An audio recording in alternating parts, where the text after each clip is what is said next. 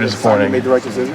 Disappointing? No. I mean, it was pretty cool. I think there's one about, like 10 miles from here or something like that. So every now and then you'll get a good cheese curd, but it's not like every 3.5, 3 blocks away you get a, good Culver's. Just how much are you looking forward to going back home? I'm hyped. I mean, I already got about like 30 tickets. I need another like 40. So I'm like kind of scrounging the guys for a couple. But no, I mean, I'm super pumped to go back and play over there. I think I'm 1-1 there right now from high school. Yet we lost our state championship my freshman year, so got to beat 500. Your role is the same as it was when you played there 2 years ago. Yep. I think you obviously would acknowledge that you're a significantly different player.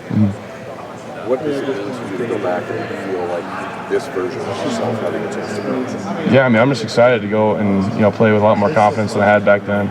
I have a lot of trust in what we got going on here right now, and I mean, as an O-line group, and obviously got a lot of trust in our backfield. So I'm excited to go, put on a field, make it happen. What are the biggest differences you feel you see in yourself from where you were at this time 2 years ago? Yeah, probably just a lot of confidence. I mean, like 2 years ago, playing a lot more reactionary. I didn't really, fully understand like why things were going on or what was happening. I kind of had to rely, a lot more on the guys around me. But now it's a different position where I get to, kind of step into a little bit more of a leadership role and have other guys kind of rely on me and what I'm looking at and how I can, see what's happening and kind of diagnose that. So it's just a, same position but completely different, feel for the game. How much does going up against Matt Patricia's defense every day in practice help with that recognition of the game? It helps a lot. It sucks. Obviously, that defense is insane. You're thinking you're doing good, and all of a sudden he brings like zero pressure out of nowhere on P10. You're like, all right, like, that sucks. But no, he's a fantastic, coordinator and even a better mind. He'll come around and he'll ask, like, you're all good, like all the time. You good? You good? You just got kind of understanding more about, even my position, because he coached O-line before as well. So he obviously knows a lot about us, and he's like, if you ever want to learn football, come and let me know, because he knows everything, not just defense or D-line or D-backs, but he knows everything about the game, so it's pretty cool. When did that confidence develop? You were kind of talking about being more confident. When did you kind of feel yourself start to become that confident guy that you are now? I wouldn't really, say that there's a specific time or something like that. I think just like over time, like building that confidence, through repetitions of, being consistent, and whether it's calls or and actions that we do on the field or stuff like that, kind of builds that confidence, doing it consistently over time. But yeah, like being in a position where I'm at now, I obviously have a lot to grow yet, a lot to learn yet, and a lot more confidence, to continue to have. But as of right now, I feel like I'm in a pretty good spot. Carson, are you surprised that there's struggles there? What do you hear about lost 4 in a row? I was watching the Barry Alvarez show today, and they're just like, this is unacceptable kind of thing. Surprise you? Yeah, obviously, I can't speak too much on what's going on over there. They're still a good team. Their defense is like top 5, rush defense in the country. So it's still going to be a battle. That front seven is really good, and the way they play, the way how they play, is a little bit different than guys we played this season so far. So it'll be interesting. But yeah, like I said, I can't speak too much on the coaching and stuff like that. Obviously, it's kind of hard seeing your hometown and team you rooted for your whole life up until you committed. Obviously not doing so great, but they're still a great team. And they're looking for any sign of hope, right? Exactly. They're a desperate team. Desperate teams are dangerous. So going after them is going to be it's going to be a battle. Cam Brown is a battle, so it's going to be fun. How big of a Wisconsin fan were you growing up? Huge. So every birthday I had, my mom would like paint something on the windows and stuff like that, and she'd always like paint like Bucky Badger like on the windows, and we'd do dress up and stuff like that. I dressed up as like Wisconsin Badger fan my whole life. I always carried around a Wisconsin lunch pail like until I graduated high school. I was everything I had was Badger my whole life. So yeah. Did you ever dress up as Bucky? I never got that far. No, I was like deathly afraid of mascots when I was a little kid. So loved them, but from a distance. So how close were you going to Wisconsin?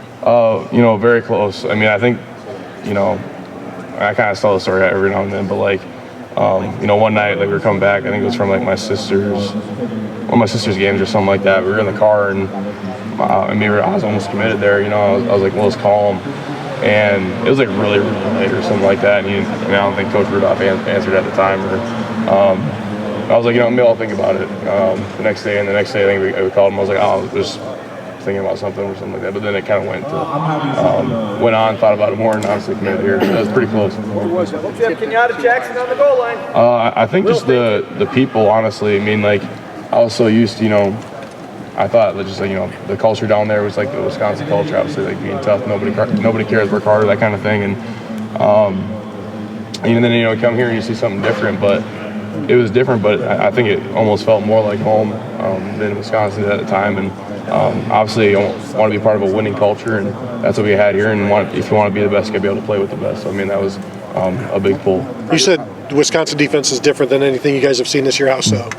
I mean, just the way they play. I mean, a lot of their defense, I think their defensive front is, one of the best we've seen this year in terms of, like I said, their strategy. I mean, not all the time are they. I guess I'm not going to give too much on it, but like, I guess the way they play is just differently, and we got to be ready for that. I mean, like I said, they're not a bad front by any means. They said, I would say they're a huge strength to that team right now, and that's going to be something we have to deal with, which I'm super excited for. Carson, how do you guys in the O-line feel about where your run game is right now? Very confident. I mean, we have a long way to go. There's a lot of football left. I mean, we just hit, midway. The rest of us crossed the kind of the bridge of midway right now. But there's a lot of football left. But I think we're really confident what we got going on right now. Coach Day mentioned something about like this point of the season, 6 games in, kind of figuring out what you guys do best. Maybe like kind of what you hang your hat on, so to speak. How much feedback do you guys as players like give the coaches of like we like this and this and this? Let's try to do more of that instead of maybe these things that we're not so comfortable at. Yeah, sometimes you'll find stuff like that. I mean, I think a great group is one that a coach can go, it doesn't really matter where they're going to play. We're going to get at least, we're never going to get TFL. We're just going to get some 4 yards or something like that. I think that's, you find a great group like that, which, I mean, I don't think our guys are very picky and we're running as long as we're, scoring. Every now and then I guess we'll kind of find a player or something like that. Like, it feels really good. The guys feel really happy and rolling on this kind of player, this kind of protection or something like that. But usually we're just happy to play any kind of ball. How much does changing run game coordinator matter to an offensive line? It's 3 of them in 3 years for you guys. It feels like 3 different styles of offensive line play. How much do you think that has limited the explosive plays that are expected to come out of Twitter? I don't really know if I would say it's limited. I mean, I think it's just the difference in playing style and play calling. However, I mean, you get into different games right now. I mean, the way college football is looking right now, I mean, there's not huge high-scoring games anymore. But I think the way we're rolling right now has been great. I mean, I think I've been, I'm super confident in Coach Hart's play calling. Obviously, Chip Kelly was an insane mind. Coach Wilson back in the day, I mean, he was good as well. I said I've never been more confident in a coach calling plays right now because, I mean, obviously it's working. How different? Just 2 more questions. Have you watched the game tape 2 years ago? It was rough. I had no idea really what I was doing. I was just kind of playing ball and hoping, stuff didn't go wrong. So Watching the ball. Exactly, yeah. You watch you get a little red in the face, got turned off a little bit, and get back to it. But no, I'm just excited to go back and try to redo that a little bit. You've had some NFL centers here with Luke. Obviously, you said last year. What did you take from those guys that have kind of influenced you and got you to where you are right now? And like what kind of leadership qualities, on-field stuff? Yeah, I mean, Luke and Seth were completely different people from Harry Miller and Josh Myers before them. I mean, it's you find different qualities in each person. I think, like Luke, I mean, he was like that gritty kind of Jersey guy, kind of snort like snorts all the time a little bit, and he always kind of spitting. But like he's that kind of guy who's like that gritty dude who's like good to take the qualities of like, man, he's tough. Like no matter what's happening, like, that's gonna be a tough dude. I mean, Seth equally is tough, but he like both of those guys, I guess I should say both. Like huge football IQ guys. I mean, like extremely smart at football. Seth was a little bit more laid back.